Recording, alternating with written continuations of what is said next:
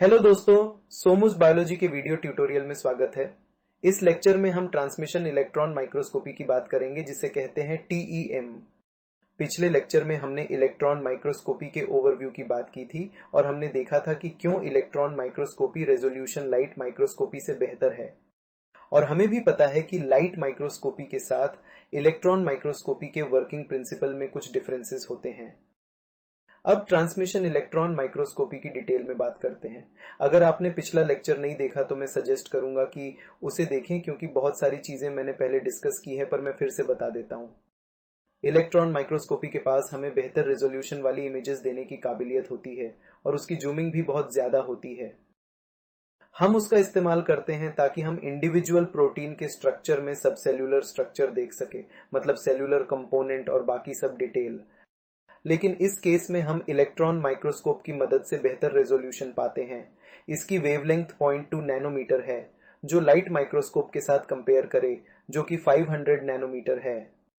और हम जानते हैं कि लाइट की कम वेवलेंथ मतलब वेव की एनर्जी ज्यादा और इससे बेहतर रेजोल्यूशन मिलेगा।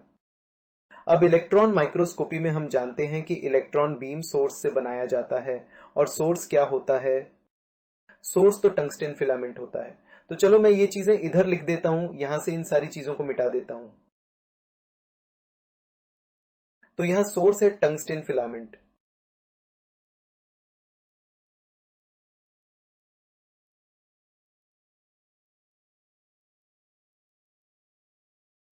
Tungsten filament. तो टंगस्टन फिलामेंट को हीट करने पर, अगर आप इसे हीट करेंगे तो ये बहुत सारे इलेक्ट्रॉन को प्रोड्यूस करेगा। अब बात है कि ये इलेक्ट्रॉन जो बना है, वैसे इलेक्ट्रॉन तो बन गया है, पर हम इलेक्ट्रॉन्स को आखिर किस तरह से गाइड कर सकते हैं कि वो हमारे ऑप्टिक्स की तरफ जाए। जैसे भी ऑप्टिक्स है हमारे पास यहाँ, वो लेंस ऑप्टिक्स नहीं है, बल्कि हमारे पास अलग अलग तरह के इलेक्ट्रोमैग्नेटिक लेंसेज हैं। क्योंकि अगर मैं इस पूरे सिस्टम का बड़ा सा ओवरव्यू दिखाऊं तो ये कुछ ऐसा होगा। तो मान लीजिए ये है सोर्स, ठीक है, और इससे इलेक्ट्रॉन आ रहा है। और फिर यहां पर ये कंडेंसर लेंस है। हम यहां लेंस ऐसे ड्रॉ करते हैं, ये कंडेंसर लेंस है। और फिर कंडेंसर के बाद ये देखिए, ये सैंपल या स्पेसिमेन होता है। और फिर ये देखिए, ये है ये ऑब्जेक्टिव लेंस। ऑब्जेक्टिव लेंस, फिर यहां पे एक आईपीस लेंस है और फिर आखिर में डिटेक्टर है। ठीक है, तो ये एक बहुत ही basic transmission electron microscopy drawing है जो उसके तरीके को दिखाता है। और अगर आप इसे एक नॉर्मल माइक्रोस्कोप से कंपेयर करें तो आपको कोई फर्क नहीं दिखाई देगा, क्योंकि यहाँ पे एक लाइट सोर्स है, फिर condenser, sample, objective lens, eyepiece lens और फिर डिटेक्टर। बहुत बढ़िया, बिल्कुल वैसे ही जैसे लाइट माइक्रोस्कोप। लेकिन फर्क यह है कि ये लेंस ऑप्टिकल नहीं है, पर ये ग्लास के लेंस नहीं है, ये है इलेक्ट्रोमैग्नेटिक लेंसेस। ये सब, ये और ये सब इलेक्ट्रोमैग्नेटिक लेंसेज हैं, ठीक है।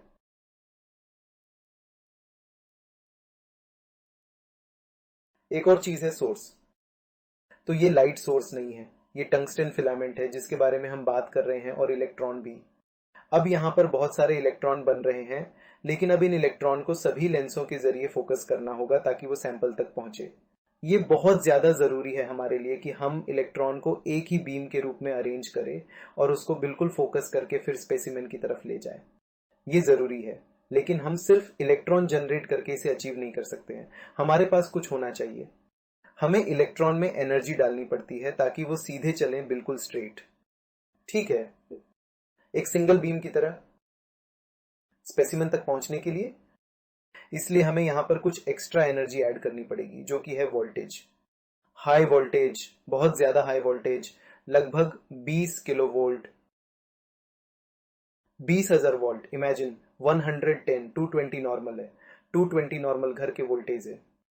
अब ये है 20,000 वोल्टेज, 20,000 वोल्ट या फिर 20 किलो वोल्ट।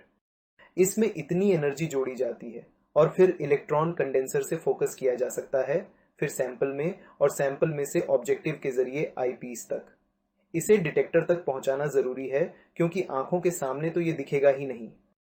हमारे पास एक डिटेक्टर होना चाहिए जिससे हम ये डिटेक्ट कर सके, क्योंकि ये इलेक्ट्रिकल है। ऐसे केस में ये इलेक्ट्रॉन स्कैटरिंग है और हम इलेक्ट्रॉन्स को अपनी आंखों के सामने नहीं देख सकते हैं। इसके लिए डिटेक्टर होना चाहिए, तो इस प्रोसेस में हमें हाई वोल्टेज का इस्तेमाल करना होगा। ये एक इम्पॉर्टेंट पैरामीटर है।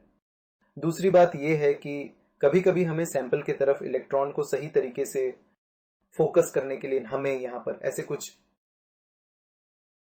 पॉजिटिवली चार्ज्ड इलेक्ट्रोड्स की जरूरत होती है, जिसे एनोड्स कहते हैं। तो इलेक्ट्रॉन को सिंगल बीम में फोकस करने के लिए एनोड इस्तेमाल होगा।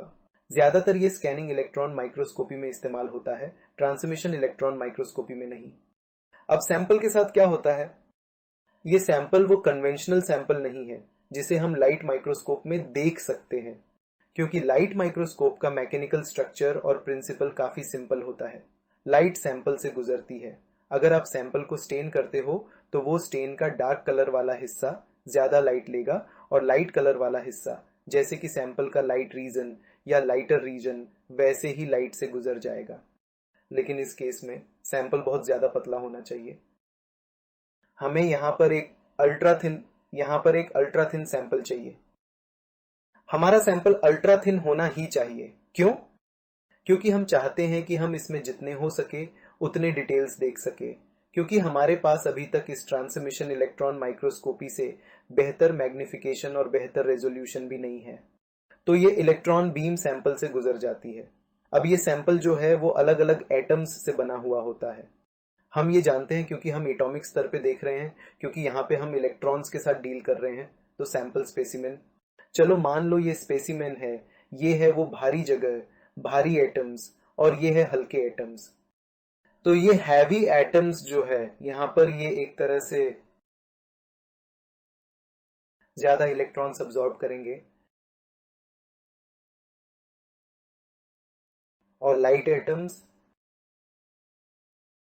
कम इलेक्ट्रॉन्स अब्सॉर्ब करेंगे। कम इलेक्ट्रॉन्स अब्सॉर्ब हुए तो वहां पर लाइट एटम्स की वजह से ज्यादा इलेक्ट्रॉन्स सैंपल में पास हो जाएंगे। तो ये है ट्रांसमिटेंस, इलेक्ट्रॉन्स के ट्रांसमिटेंस। और यहां पर इस केस में कम ट्रांसमिटेंस होगा और ज्यादा एब्सॉर्बेंस होगा हैवी एटम में। तो इस इलेक्ट्रॉन के बदलते एब्सॉर्बेंस के रिजल्ट से हम यहां एक ऐसी तस्वीर को देखेंगे जिसमें डार्क और लाइट कलर होगा, लेकिन जो भी हम यहां पर देखेंगे वो सब ब्लैक एंड व्हाइट में होगा। कलर इमेज इलेक्ट्रॉन माइक्रोस्कोपी के लिए पॉसिबल नहीं है, क्योंकि इलेक्ट्रॉन हमें कोई भी कलर इमेजेस नहीं देगा। तो जो सुंदर रंगीन तस्वीरें आप देखते हैं वो या तो लाइट माइक्रोस्कोपी के साथ बेहतर स्टेनिंग या फिर कॉन्फोकल माइक्रोस्कोपी के साथ है। ठीक है, पर उनकी कोई लिमिट है। उनके पास इलेक्ट्रॉन माइक्रोस्कोपी जैसी बेहतर रिजोल्यूशन नहीं हो सकती। तो इलेक्ट्रॉन माइक्रोस्कोपी में एक ब्लैक एंड व्हाइट इमेज देखेंगे जहां डार्क ब्लैक कलर मतलब हैवी एटम्स है। वो रीजन हैवी एटम से बना होता है और लाइट एटम्स का कलर ग्रे होता है। इनका कलर डार्क या ब्लैक नहीं होता है बल्कि ग्रे होता है। यह है ट्रांसमिशन इलेक्ट्रॉन माइक्रोस्कोपी का आइडिया। और फिर एंड में इलेक्ट्रॉन ऑब्जेक्टिव्स आईपी और डिटेक्टर से होकर पास हो जाएगा। लेकिन ऑब्जेक्टिव आईपीएस ग्लास से नहीं बनते। उनकी बनावट इलेक्ट्रोमैग्नेटिक लेंसेज की होती है, क्योंकि जब उन्हें एनर्जी से चार्ज करते हैं तो वो करंट से चार्ज होते हैं। वो एक मैग्नेटिक फील्ड में बदल जाते हैं और ये मैग्नेटिक फील्ड हमें मदद करता है सिंगल इलेक्ट्रॉन बीम को खींचने और मेंटेन करने के लिए इस वैक्यूम चेंबर के अंदर। अगर इस चैम्बर की बात करें तो ये एकदम एयर टाइट या वैक्यूम चैम्बर है, क्योंकि यहां हवा इलेक्ट्रॉन बीम को एक तरह डिस्ट्रॉय कर देगी। अगर हवा इलेक्ट्रॉन से मिल गई तो फिर हमें बेहतर इमेज नहीं मिलेगी। हमें एक वैक्यूम और एयर सील्ड चैम्बर चाहिए जिसमें से इलेक्ट्रॉन जा सके और डिटेक्टर को हिट कर सके। डिटेक्टर हमें एक इमेज देगा। ये ट्रांसमिशन इलेक्ट्रॉन माइक्रोस्कोपी का आइडिया है। इलेक्ट्रॉन अल्ट्रा थिन सैंपल से ट्रांसमिट हो रहा है और हैवी एटम्स इलेक्ट्रॉन को ज्यादा अब्सॉर्ब करेंगे और लाइट एटम्स ज्यादा ट्रांसमिट करेंगे। इलेक्ट्रॉन स्पेसिमेन के लाइट रीजन में अच्छे से पास कर रहा है। इससे हमें एक हाई कॉन्ट्रास्ट इमेज मिलती है और 0.2 नैनोमीटर वेवलेंथ के कारण हमें एक बेटर रेजोल्यूशन इमेज भी मिलती है। तो यह है ट्रांसमिशन इलेक्ट्रॉन माइक्रोस्कोपी का काम करने का तरीका। अब इसका इस्तेमाल क्यों होता है, आप ये पिक्चर साफ देख सकते हो। ये ट्रांसमिशन इलेक्ट्रॉन माइक्रोस्कोपी की तस्वीर है। आप इन्हें हमेशा सफेद और काले रंग में देख सकते हो। और हम सेल स्ट्रक्चर देखने वाले हैं, न्यूक्लियोसोम का स्ट्रक्चर, तो कोई और स्ट्रक्चर जो हम लाइट माइक्रोस्कोपी से अच्छे से नहीं देख पाते। हम उन्हें अच्छे से देखने के लिए इलेक्ट्रॉन माइक्रोस्कोपी का इस्तेमाल करेंगे। तो क्रोमोसोम, डीएनए और सभी दूसरे स्ट्रक्चर्स हम इलेक्ट्रॉन माइक्रोस्कोपी की मदद से बहुत अच्छे से देख सकते हैं, है ना। ये था ट्रांसमिशन इलेक्ट्रॉन माइक्रोस्कोपी। तो ट्रांसमिशन इलेक्ट्रॉन माइक्रोस्कोपी के लिए सैंपल प्रिपरेशन एक बहुत ही मुश्किल काम है, क्योंकि हमें डायमंड नाइफ की मदद से सैंपल बहुत ही पतला करना पड़ता है। लेकिन जब हम सही तरीके से सैंपलिंग के साथ करते हैं तब ये इफेक्ट्स हो जाते हैं, रिजल्ट्स बहुत ही जोरदार होते हैं, है ना। तो यही इसका आइडिया होता है। अगर आपको वीडियो पसंद आई तो लाइक करें, वीडियो को दोस्तों के साथ शेयर करें और चैनल को सब्सक्राइब करें। और ये सीरीज मिस ना करें, क्योंकि अगली वीडियो में हम स्कैनिंग इलेक्ट्रॉन माइक्रोस्कोपी के बारे में बात करेंगे। धन्यवाद।